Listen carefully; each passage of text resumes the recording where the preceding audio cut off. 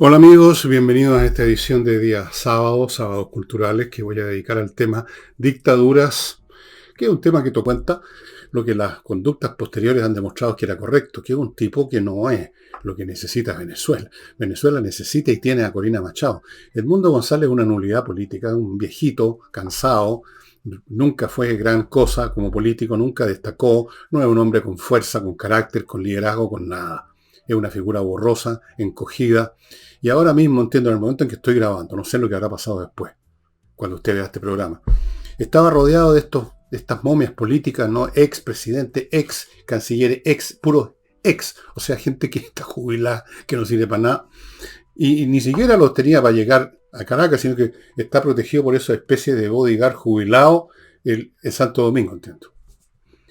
Así que todo lo que, o gran parte de lo que se preparaba, si es que se estaba preparando algo, eh, tiene muchos elementos de fracaso y de farsa. Lo cual no me, no me hace pensar que yo esté equivocado en cuanto a que estos hechos, por farsescos, por inútiles, por estériles que parezcan, no tienen consecuencias ni tienen significado político. Sí lo tienen. Sí lo tienen. Por ejemplo, tiene significado político que en vista de esta situación, no en vista de lo que haya dicho Edmundo González, pero en vista en general, de que aunque sea menos gente la que se esperaba, haya habido gente protestando. Que Corina Machado haya salido de la clandestinidad. Todas esas cosas tienen significado y tienen efectos. Fueron muy pocos a la ceremonia de proclamación de Maduro, y no son precisamente personajes de países muy considerados como luminarias de la democracia y de nada. Hasta Ortega no fue. ¿Quién fue? El presidente de Cuba, claro, uno de los propietarios de Venezuela en este momento, porque ya Venezuela no pertenece a los venezolanos, pertenece a los cubanos, eventualmente va a pertenecer a China, Irán, al que sea que los mantenga a flote a estos carajos que están en el poder. Bueno, pero vamos a hablar ahora de las dictaduras en general. Creo que viene a cuento. Las dictaduras pareciera que todo el mundo sabe lo que son y cómo funcionan, pero no es tan así, ¿no?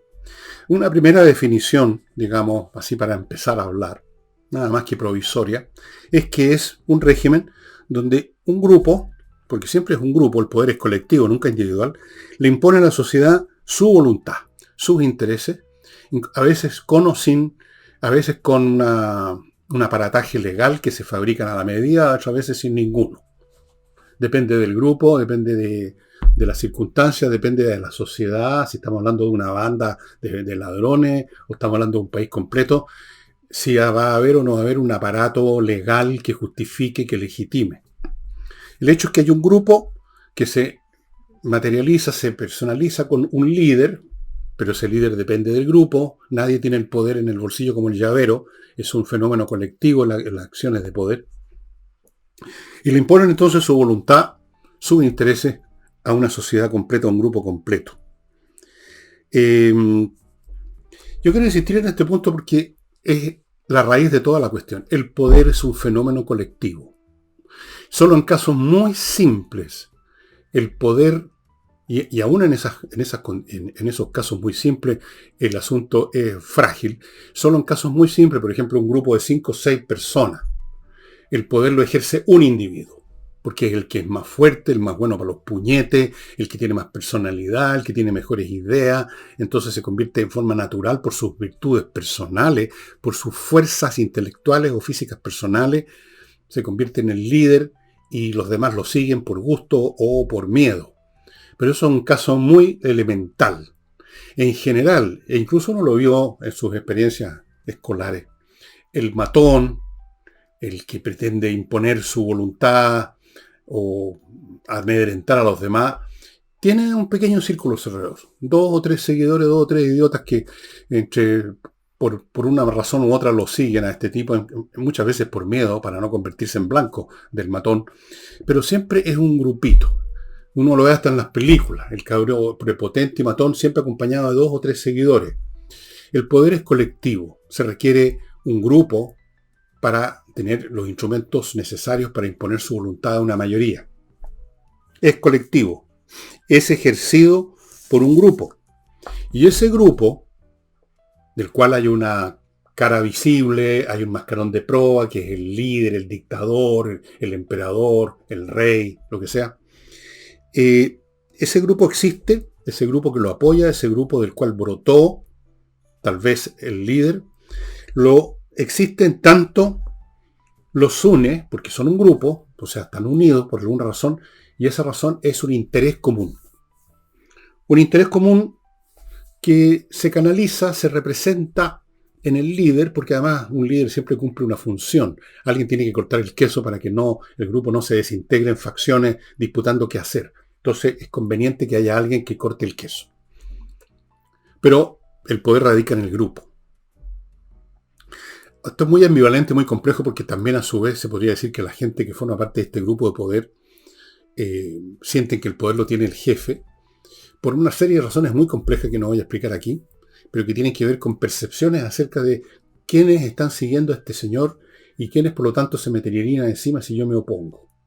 Hay una serie de elementos de percepción, a veces ilusorios, que mantienen el poder vigente de un líder.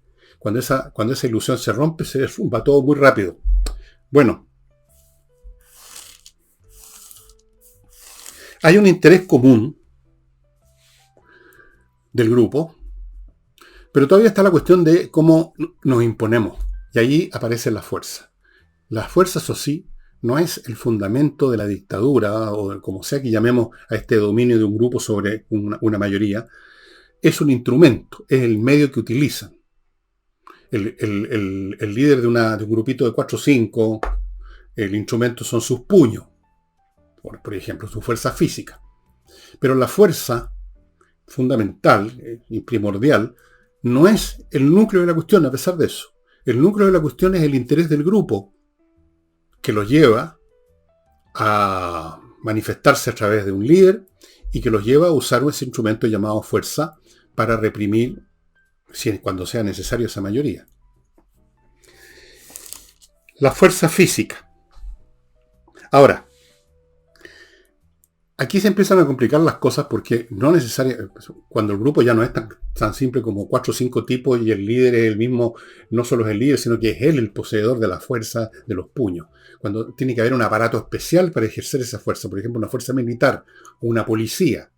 Ahí las cosas se empiezan a complicar porque ese órgano, ese instrumento que usa el grupo de poder, es a su vez un grupo que tiene sus propios intereses, desarrolla sus propios intereses en tanto que grupo al servicio de la élite del poder.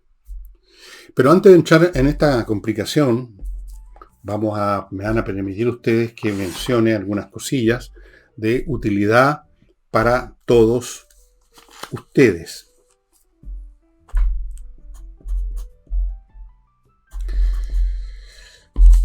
El suplemento Vito, por ejemplo, si usted tiene mascotas, amigo, amiga, perrito, gatito, lo que sea, bueno, generalmente gatos o perros, a veces los dos, como en el caso mío, usted les da alimentos. Bueno, hoy en día se usan los pellets. Cuando yo era cabro chico no existía una industria especial para las mascotas, y entonces eran las sobras del almuerzo, la comida. Pero ahora no, son los pellets. Ahora, hay un suplemento para que el pellet común y corriente que usted le compra a sus mascotas se convierta en un pellet premium y sus mascotas estén en mejores condiciones. Se llama suplemento Vito. Usted le echa una cucharadita al preparado de pellet y ese pellet se convierte en un pellet premium porque recibe suplementos vitamínicos y un montón de otras cosas de utilidad para la salud de sus mascotas. Suplemento Vito lo encuentra usted en el sitio que usted está viendo a mi derecha de esta empresa, o también prácticamente en todas las mascoterías tienen el producto. Si no, póngase en contacto con Suplemento Vito. Sigo con Oxibiota. Este es otro producto interesantísimo, Oxibiota. Aquí hay una especie de... hay un sobre adentro de este sobre. Hay otro sobre, como esos sobres de sopa. Con un polvito, pero no es una sopa. Es un polvito que usted mezcla con agua. Pongámonos en una cacerola, usted echa el contenido, espera 1 hora más o menos, se convierte en una colonia de bacterias aeróbicas Y con esas usted elimina los malos olores. Usted ya sea que lo vierta en el resumidero de la cocina, en el baño, donde sea, en la cámara de la casa, o lo vaporice en superficies muy grandes, donde no puede estar echando una gotita, sino que tiene que vaporizar para abarcar superficies importantes. Se acaba el problema porque estas bacterias destruyen las que producen la descomposición, que es la causa del mal olor. Se corta la cadena causal. Usted mata, como dicen, mata a la perra y se acaba la leva, mata a las bacterias anaeróbicas, no hay descomposición, no hay mal olor. ¿Y quiénes hacen eso? Estas otras bacterias que usted ha preparado. Oxibiota. Continúo con Trading, una empresa que sirve a las empresas, encontrándole en el mercado mundial la mercadería óptima para usted en términos de precio y calidad. Usted puede recorrer algunas opciones, pero no las puede recorrer todas. Para eso está Trade-In, son expertos, incluso van a la fábrica a verificar la calidad del producto que usted ha visto con una foto maravillosa en internet, pero de repente eso es más falso que un billete de palo. Entonces ellos verifican y finalmente ponen en la puerta de su negocio, en la puerta de su fábrica, el producto que más le conviene a usted en términos de precio y calidad. Eso lo hace Trade-In. Póngase en manos de ellos y haga las cosas óptimamente, estimados amigos. Si usted tiene una empresa, un comercio, hoy en día hay que funcionar al 100% o uno está jodido. Y termino este bloque con las conversaciones numéricas. Un profesor, o sea, un ingeniero que hace clases a niños con problemas en las matemáticas y los cambia completamente, les hace ver la matemática de otra manera como debe ser, les elimina el problema, les cambia la vida en cierto sentido, ofrece también cursos de preparación para la prueba de selección universitaria, de programación para niñitos chicos, pero habilosos, que usted quiere reforzarles eso, que no se pasmen con los demás, de programación, se entretienen muchísimo. Y está ofreciendo también unos juegos aritméticos, más bien diría yo. Hay algunos, aquí tengo algunos de los tableros. Son, por ejemplo, distintas maneras de hacer carrera, de competir. Puede ser una carrera, qué sé yo, en que usted tiene que usar su imaginación aritmética para conseguir un número. Por ejemplo, para avanzar una casilla tiene que conseguir el número 4. Para eso tira los dados. Los dados no le van a dar justo un 4, o quizás sí. A lo mejor le van a dar un dado que dice 5 y uno que dice 1. Entonces usted dice, bueno, le resto 1 a 5 y me da 4. Una operación súper simple. En otros casos tiene que ser un poco más complicado. Sumo estas dos y le saco y lo leo al cuadrado, qué sé yo, y obtengo el número que necesito. Entretenido, una aritmética, un ejercicio aritmético que sirve para desoxidar estas ruedecillas aritméticas que a todos se nos han oxidado con las calculadoras. Muy entretenido.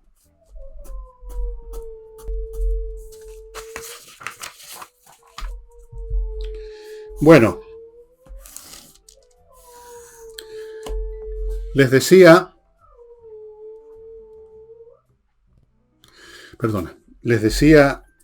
que empieza a complicar la cosa cuando ese instrumento de fuerza es un grupo especial, por ejemplo, una fuerza militar, un ejército, una policía, los cosacos, lo que sea.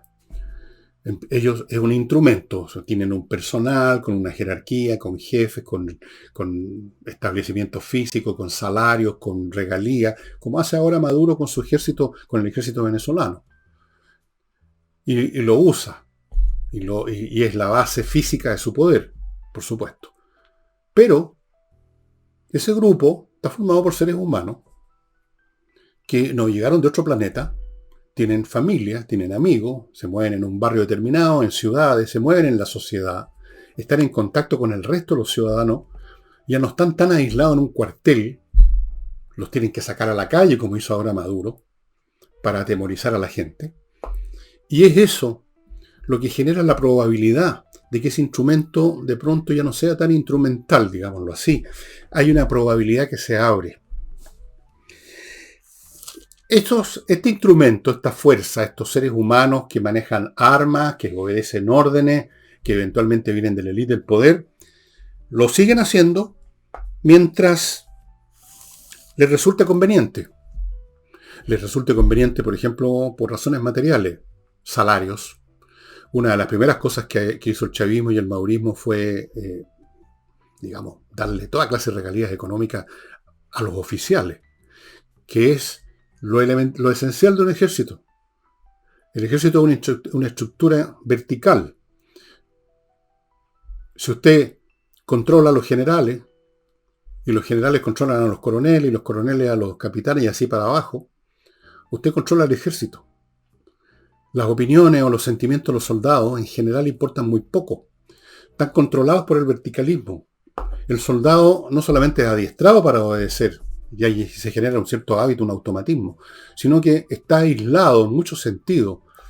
Vive en el cuartel, está dentro de una determinada unidad militar, en determinado regimiento, batallón, compañía, escuadrón, pelotón, y tiene pocas posibilidades de contactarse con el mundo externo en general.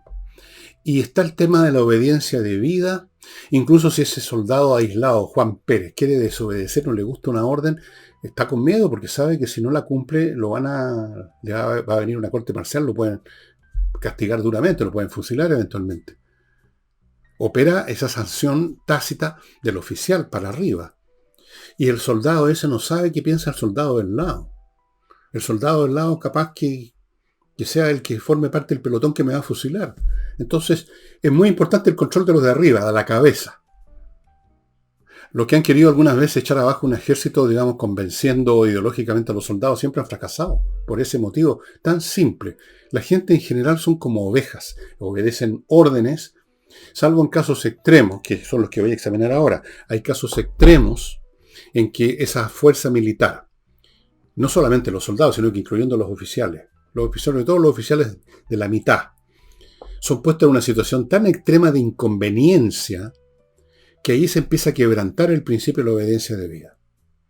Pongamos por caso, voy a poner aquí ejemplos extremos, que a los soldados se les pide que disparen contra una masa de gente y resulta que los soldados ven que en esa masa de gente vienen su mamá, su papá, su hermano. Estoy poniendo en caso una caricatura.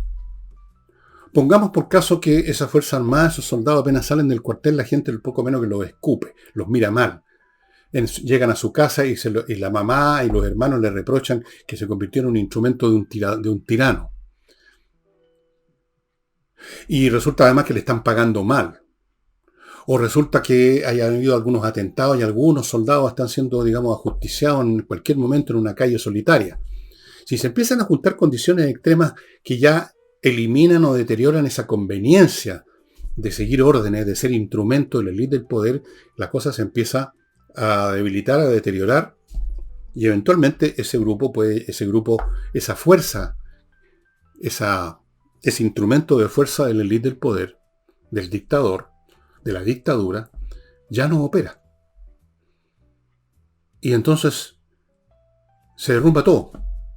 Se derrumba como se le derrumbó a Assad en Siria. Vamos a ejemplos recientes, en no más de un mes. ¿Qué pasó con su ejército? Su ejército estaba enfrentando a una guerrilla de gente decidida, de gente valiente, de gente con una causa y por lo tanto dispuestos a morir y por lo tanto dispuestos a arriesgarse, a dar guerra de verdad y no disparar detrás de un muro y salir arrancando.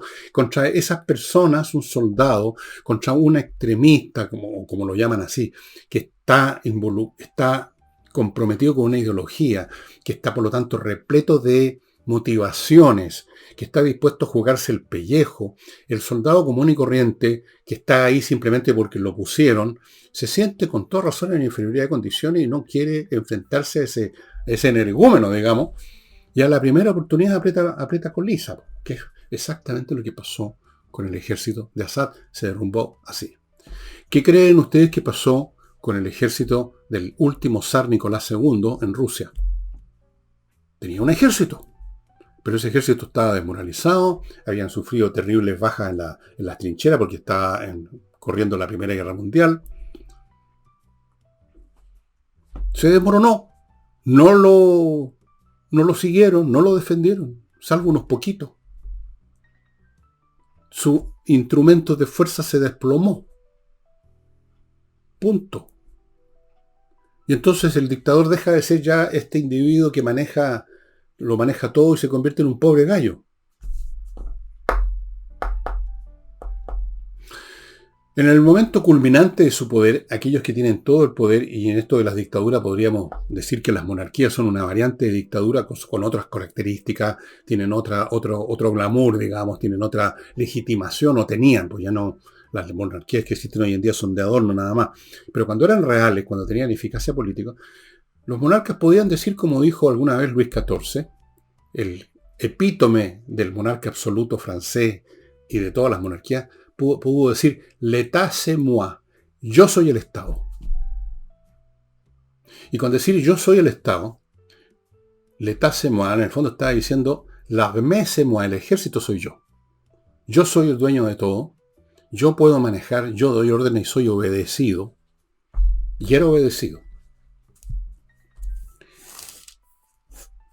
Entonces, fíjense ustedes, aquí se da esta paradoja de que la dictadura, por un lado, mientras cuenta con este grupo que lo rodea en distintas órbitas concéntricas, hay un grupo muy íntimo, hay uno un poco más lejano, etc. Mientras esos grupos, esos planetas que giran alrededor del Rey Sol, digamos, llamémoslo así, tienen una conveniencia, son tan interesados, reciben beneficios de eso. Y mientras el instrumento de fuerza sea uno de estos planetas que orbitan y que obtenga beneficio, las dictaduras son prácticamente indestructibles. Porque ¿qué puede hacer? Como lo que estamos viendo ahora en Venezuela. La señora Juanita detesta a Maduro. ¿Pero qué puede hacer en la calle? En la calle están estos civiles, estos picantes armados, está la policía, está el ejército. ¿Qué puedo hacer? Que me maten, como mataron a 28 en las protestas del día después de las elecciones, cuando se cometió el robo. Ahora se consagró el robo. ¿Qué puede hacer? ¿Qué puedo hacer contra el poder? Eso por un lado. Esa es una cara, esa es la fachada de la dictadura. Una fachada, digamos, impenetrable. Una fachada con cara de soldado, con cara de bayoneta, de tanque, de policía, de esbirros, de torturadores, de policías, de espías. Pero está la otra cara. El otro lado de la moneda. Y el otro lado de la moneda consiste en que todo ese aparato de poder depende de que en los puntos clave de su maquinaria, los tipos que son parte de esa maquinaria, sientan que la contabilidad de costos-beneficios es positiva para ellos. Y si no es así, el asunto se empieza a derrumbar. Les voy a poner otro ejemplo que es muy ilustrativo. ¿Se acuerdan ustedes cuando se vino abajo la Unión Soviética? ¿Se acuerdan de eso? ¿Se acuerdan que en un momento dado un grupo político de comunistas quisieron llevar a cabo un golpe contra Gorbachov, contra la liberación, contra lo que estaba ocurriendo, que se estaba desmoronando el comunismo? Y lograron, digamos, sumar a su esfuerzo unos cuantos unidades militares. ¿Se acuerdan las imágenes de esos tanques que venían avanzando por un puente sobre el río Neva, creo, en Moscú? Y se les juntó una multitud en el puente y los tanquistas detuvieron sus vehículos y se bajaron de los tanques y se confundieron con la multitud. No tenían ningún motivo para haber carneado a esa gente. ¿Qué dificultad tenían de seguir avanzando con el tanque y pasar por encima de esa multitud? ¿Con qué armas los podía detener esa multitud? Con ninguna. Pero no tenían ninguna convicción esos soldados para hacer tal cosa. Quizás entre los que estaban gritando al lado del tanque, el tipo que estaba asomado en la torreta estaba divisando un amigo, un pariente, alguien del barrio. Entonces se derrumbó el régimen. Un régimen que lo tenía todo. Armas nucleares, tanques, ejércitos, miles de tanques, un ejército de millones de hombres. Se derrumbó. Se derrumbó porque ya no había interés, no había motivo. No había motivo. No había una masa crítica de motivo y de beneficio. Y por consiguiente, toda esa apariencia de fuerza se derrumbó de un golpe. Y ha pasado siempre así. Las dictaduras caen de esa manera. Les he contado 1000 veces y no les voy a contar de nuevo la caída de Ceausescu. Tienen la de Assad, tienen la de Nicolás, tienen el fracaso de este golpe que intentaron los comunistas en Rusia, cuando se estaba cayendo abajo el sistema. Hay muchos ejemplos. Tienen el ejemplo de Irán, cuando estaba no era el Zara, ya era el Shah de Irán, lo echaron abajo las multitudes. Y tienen el ejemplo del Irán de ahora, donde hay una dictadura clerical sostenida por la fuerza militar, en la cual incluyo las guardias revolucionarias, que son más poderosas que otros instrumentos de fuerza porque estos están convencidos ideológicamente. Eso es un hecho, digamos, que hay que tomarlo en cuenta, hay que ponerlo en una de las variables de la ecuación. ¿Qué clase de beneficio es aquel que están recibiendo las Fuerzas Armadas? En las Fuerzas Armadas venezolanas es dinero, simplemente. Las Fuerzas Armadas de Irán es una convicción religiosa, son mucho más potentes. O sea, creen 100% en que tienen que venerar a este personaje que maneja todo. Y ahora voy a examinar brevemente los elementos psicológicos, sociológicos, políticos, anímicos que se producen dentro de la dictadura mientras están vigentes. Pero antes de eso, les voy a recordar unas pocas cositas, muy poquitas.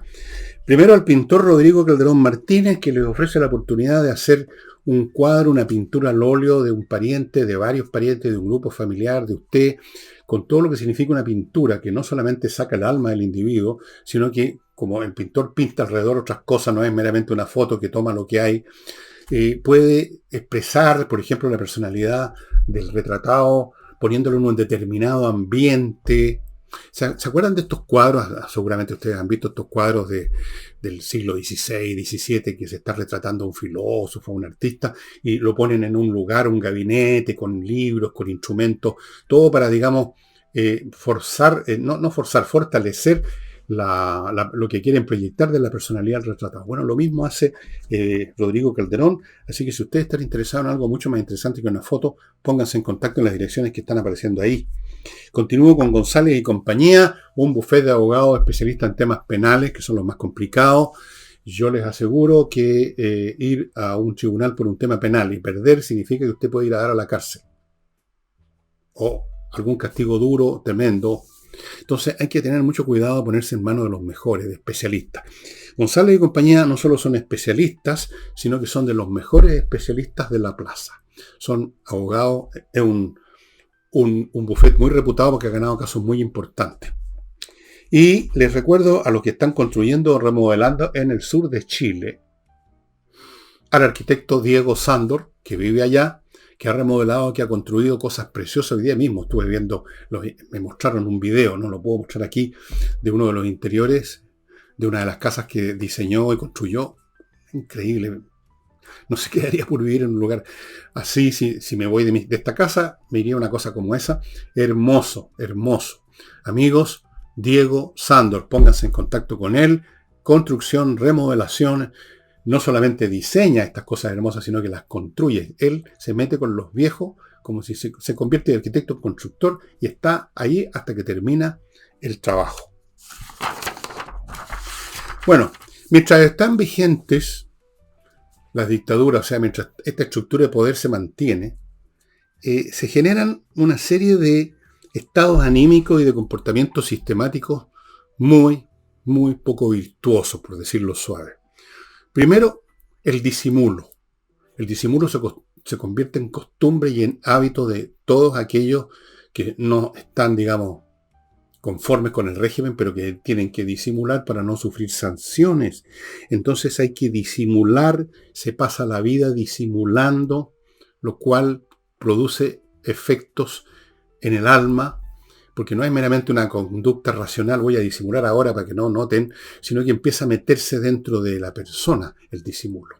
Empieza a envenenarlo y envenena una sociedad completa. Luego tenemos el clandestinaje. Aquellos que disimulan o no disimulan, pero que en todo caso quieren tener un ámbito para expresar y escuchar a otros, expresar, digamos, su disgusto, están obligados a hundirse en una forma de clandestinaje físico-mental. Entonces, el caso más típico, más clásico de esto en la Unión Soviética, que controlada por el Partido Comunista, eran los samizdat.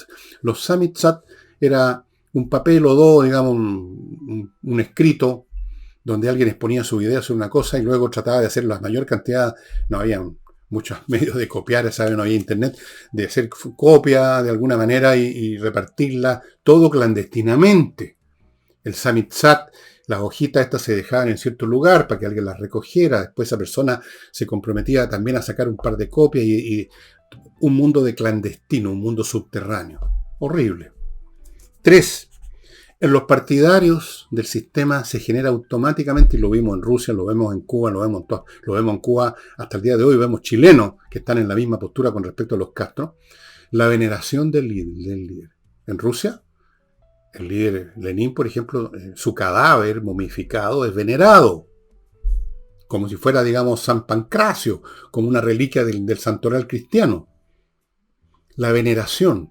Vean ustedes imágenes que llegan ahora, fotos o videos, digamos, de las ceremonias que se cumplen en China o en Corea del Norte, la veneración.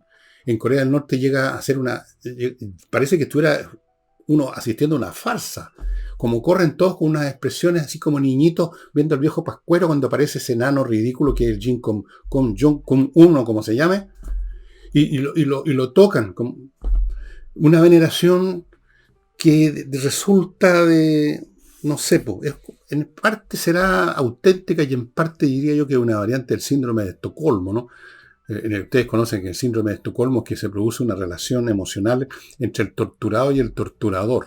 Una cosa muy curiosa que estudiada por los psiquiatras. Parece ser que hay gente en la sociedad donde están siendo oprimidos por un déspota. Se desarrolla una variante del síndrome de Estocolmo que consiste en que, ya que no puedo hacer nada con mi odio, amémoslo, venerémoslo. La veneración, o sea, se cae en actitudes idolátricas. En Corea del Norte son actitudes idolátricas con el señor Jin. Uno dice, ¿y este enano patético, ridículo, cómo puede alguien venerarlo? Bueno, lo veneran.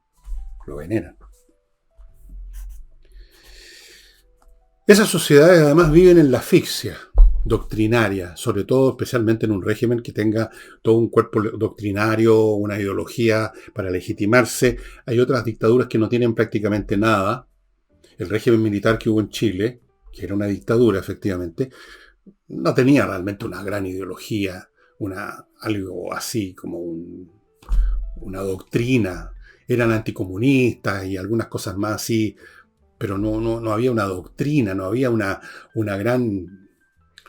conjunto de ideas así organizado, sistemático, de más o menos, digamos, de algún calibre para justificar y legitimar el régimen. Era el anticomunismo nomás, una cosa muy simple, muy burda, muy elemental. Pero si hay ese cuerpo, se produce una asfixia, una sociedad así vive en la asfixia, y ahí viene la simulación, también hay que estar repitiendo constantemente los mantras de la ideología. En la Unión Soviética se vivió eso hasta el concho. Hasta los científicos tenían que tomar en cuenta la ideología. Cualquiera que fuera la rama que usted estuviera, digamos, desarrollando, estaba el tema ideológico. Por ejemplo, en China en algún momento los físicos no podían hacer clases o estudiar la teoría de la relatividad porque eso era física burguesa. A ese nivel se llega de imbecilidad con la doctrina. Bueno, ¿para qué les digo los niveles de imbecilidad que se llegó en Europa en la Edad Media con el predominio de la ideología cristiana? En su forma ya sea elaborada como el tomismo aristotélico o de otras maneras. O sea, no se podía pensar. Si ustedes leen los escritos, incluso de personas escépticas que yo venero, entre paréntesis, como Montaigne, el autor de los ensayos del siglo XVI, en medio de las guerras religiosas, tiene algunos de estos ensayos donde se esmeran a hablar de Dios y de que la gracia divina y la cacha en la espada, y uno adivina, o yo creo adivinar, de que detrás de eso hay muy poca convicción y mucho de farsa, para que no lleguen los curas a acusarlo de hereje y le quemaran los libros y quizás qué más le podía pasar. Se vive bajo eso, asfixiante, ahogándolo todo. Y luego se desarrollan montones de cochinadas a nivel individual, la delación, acusar a alguien, incluso aunque sea tu padre o tu madre, porque no está con el régimen. En la Unión Soviética hay un caso famoso, hay fotos, pues si ustedes no me creen, de Stalin, papá Stalin, premiando a un niño porque había acusado a su papá de que alguna vez habían hecho un comentario contra Stalin. Bueno, en la Alemania de Hitler pasaba más o menos lo mismo. La delación, la traición, la adulación grosera, rastrera. Mucho de esto ocurrió también en la Roma imperial, porque había un déspota que era el emperador, que tenía todo el poder del mundo. Y si ustedes quieren ver detalles de cómo se caía en la delación, en la cochinada, en el chupa calcetinismo, digamos, y todo eso, hay unos libros de un historiador poco conocido, pero que yo siempre he recomendado, Samuel Dill. Se escribe Samuel, como Samuel, y D-I-L-L, Dill, Samuel Dill, lo encuentran en Amazon, sobre el clima que vivía la Roma imperial, especialmente bajo la férula de emperadores más déspotas que otros. La gente cae por miedo, por conveniencia, por oportunismo, en las prácticas más asquerosas. Eso ya como detalle, junto a las demás cosas que hemos estado mencionando. Bueno, y voy a terminar diciéndoles que como las dictaduras, como cualquier entidad, sufren modificaciones, y hoy en día estamos viendo a las dictaduras modernas disfrazándose de democracia. Y llevan a cabo ritos democráticos, plebiscitos, elecciones, como en Venezuela, como recientemente en Rusia, que eligieron de nuevo a Putin, y otros. O también estamos viendo el proceso de democracias que están perdiendo su calidad de tales, se están convirtiendo en formas de autocracia o en sistemas autoritarios, pero que se disfrazan y tratan el disfraz lo logran llevando al nivel de histeria una falsa democracia, por ejemplo, esto de la participación. Fíjense ustedes la abundancia con que estos fulanos, de los cuales sabemos que no tienen ninguna vocación democrática a ciertos sectores políticos, con qué abundancia hablan de la participación ciudadana. Y usted se podrá preguntar en qué consiste mi participación ciudadana, en qué he participado, en qué cosa de los negociados o de las decisiones que toma esta gente me han hecho participar. En nada. Se habla de la participación, se habla de la ciudadanía, se habla de la voluntad popular, se habla de la soberanía popular, se habla. Pero los que actúan son las élites y hacen lo que se les da la real gana. Y eso se está viendo en todas partes del mundo, ese proceso. Bueno, amigos, les quiero recordar además a Patricia Stocker, si tiene una marca comercial, amigo, vaya inmediatamente a ponerse en contacto con Patricia Stocker para que se la registre, se la conserve, se la renueve y haga todo eso y no tenga usted problema. Muy importante. Segundo,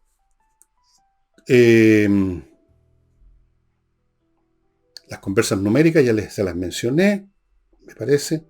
Sí, me faltaba Patricia Stocker nada más. Ya, me faltaba Patricia Stocker o no me faltaba Patricia Stocker. Da lo mismo. El hecho es, estimados amigos, que las dictaduras son organismos políticos re complicados, por un lado duraderos y al mismo tiempo frágiles. Frágiles. No eternos, sino que duraderos. Fuertes, pero débiles. Asfixiantes. Y al mismo tiempo gloriosos para los seguidores porque les dan una ideología, ya no tienen que pensar más, no tienen que preocuparse más. Todo está ya decidido, todo está ya determinado por el gran líder y por lo tanto, como no hay que pensar, es cómodo. Todo lo que hay que hacer es salir a marchar, a gritar, a vociferar, a levantar el puño en alto, a mover una bandera, a sacar unos carteles. Para mucha gente eso es muy positivo. Y especialmente para la gente con un CI bastante bajo. No están acostumbrados a pensar, pero incluso lo poco que debieran pensar ya les molesta. Entonces, tener un líder, tener a alguien a quien envenenar como un rockstar político. Alguien que define cómo es el mundo, qué es lo que es bueno y qué es lo que es malo. Es un beneficio. Así que esto tiene muchos ángulos. Tiene muchos ángulos. Volviendo ahora al tema venezolano, yo estoy grabando este programa el día viernes a las 14:17 minutos en este momento. No sé si habrá pasado algo más, si a lo mejor el señor González se decidió a volar a Caracas o no, si va a seguir simplemente haciendo esta farsa de decir que vienen grandes sorpresas rodeado de estas momias políticas que tiene a su alrededor. ¿Qué va a pasar a dónde está en este momento Corina? Que la soltaron, pero ¿dónde se metió ahora? ¿Qué va a hacer? ¿Cuál es su próxima movida? ¿Cuál es la próxima movida de Maduro? Desde luego la comunidad internacional, eso que llaman la comunidad internacional y que algunos idiotas siempre creen que oye, pero la comunidad internacional vale hongo ahora. No vale nada. Se reúnen, hablan, el foro de aquí, el foro de allá, la declaración de tal ciudad o de tal otra, y hablan y son unos bolsonudos, todos estos diplomáticos, todos estos señores profesionales del charlatanismo, del cantinfleo político. Por ahí no pasa nada. Todo esto se va a dirimir dentro de Venezuela. Tampoco crean en algunos que andan anunciando que van a llegar una especie de ejército liberador, porque eso no va a ocurrir. Pueden estar pasando cosas. Yo lo dije, lo discutimos con Nicole. Yo insisto en que van a pasar cosas, pero esas cosas van a pasar por mecánicas y dinámicas internas, no por lo que declare algún presidente, por lo que diga el Tribunal de la Haya, o por lo que declame un presidente, o por lo que anuncie un primer ministro. Todo eso son puras huevadas, perdónenme, pero eso es lo que es. No tienen efecto ninguno, es puro cinismo y pura hipocresía. Muchas veces, en el mismo momento que están declamando que es el colmo que existe este gobierno, están haciendo negocios con ese gobierno. Pero si hay países que hacen negocio con Rusia ahora, pues. Acá está callado. Así funciona la política internacional, así funciona la política nacional, así funciona el ser humano en general. Así que, amigos, yo deseo que Venezuela se recupere algún día, se va a recuperar, y tal vez sea este año. Yo creo que está muy debilitado el régimen de Maduro por razones internas, no externas, no por las declaraciones de que viene la gran sorpresa del señor González. No creo.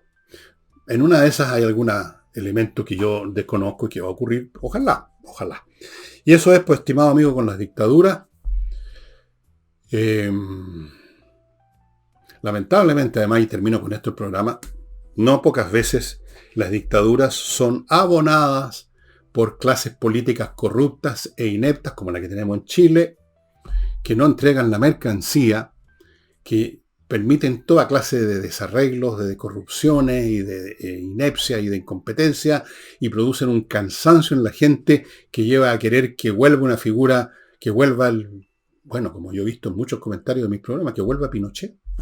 Que aparezca un Pinochet, que aparezca un Bukele, que aparezca alguien a poner orden.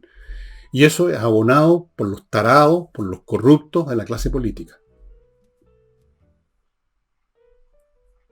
Que hablan de democracia, la democracia, el pueblo, y lo único que están haciendo es o transar, o meter las manos en los cajones, o morirse de susto, o cambiar. Bueno, me dicen que se había sumado a la acusación constitucional Chile Vamos al Partido Republicano, y yo grabé eso y quedé como idiota porque a los 10 minutos ya Chile Vamos estaba retirando Ahí están, pues ahí los tiene usted de cuerpo entero.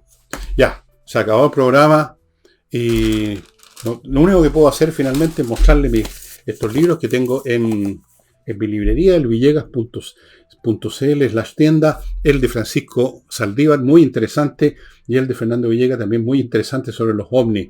Los están esperando estos libros, amigos, y no olvide que esta noche hay flamenco en la Casa del Jamón, Avenida Italia ahora 830. Hay un estacionamiento muy cerca bajando por Bilbao, un poquito antes de llegar casi en la esquina que de Avenida Italia está un estacionamiento. Ahí deja el auto y llega al tiro a pie a la Casa del Jamón. Vaya ya reservando, porque me dicen que ayer en la noche hubo un lleno completo y por lo tanto, amigos, ya saben. Y eso, yo creo que... sí, una cosa más, estimados amigos, una cosa más. Si usted está veraneando en Maitencillo, o en Cachagua, o en Zapallar, o en algún lugar intermedio por ahí, por esa zona, este 15 de enero haga algo distinto, salga de la rutina de ir a comprar huevas de plástico en esas ferias atroces que se instalan en la playa. Vaya al Hotel Mae, que está en la Avenida del Mar de Maitencillo, el número 6600, algo así. Pero no cuesta nada averiguar si estamos en una sola avenida en Maitencillo. Hay una exposición de esculturas de mi amiga Laila Jabilio, muy interesantes, los está esperando este 15 de enero. O sea, la semana que viene. el miércoles creo, por ahí. Este 15 de enero en el Hotel Mae. Vaya a ver, son cosas muy bonitas, muy interesantes. De repente se tiente y va a adquirir alguna. Hay de todos los precios, de todos los portes, pero todos tienen un factor común, talento. Yo conozco a Laila, tengo aquí en mi casa algunas de sus cosas realmente muy interesantes. Haga algo distinto.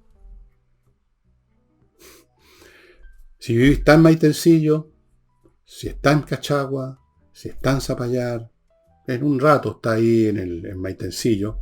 O sea, mucha gente que va a vacaciones a Cachagua, a Zapallar, se pegan a cada rato piques a Maitencillo para darse una vuelta, por hacer algo, porque se empiezan a aburrir. Bueno, aquí tienen algo re interesante. Laila Abilio, este 15 de enero en el Hotel Mae, Avenida del Mar. Puede que el número sea 6.600, 3.600, no importa. Todos saben dónde está su hotel. No hay millones de hoteles en la Avenida del Mar. Así que va a llegar de inmediato sin ningún problema. Y con eso, amigos, termino el programa de hoy. Nos estamos viendo mañana. Voy a buscar algún hecho interesante de la historia en este programita pequeñito que hago los domingos de media horita o algo por el estilo. Muchas gracias. Nos estamos viendo.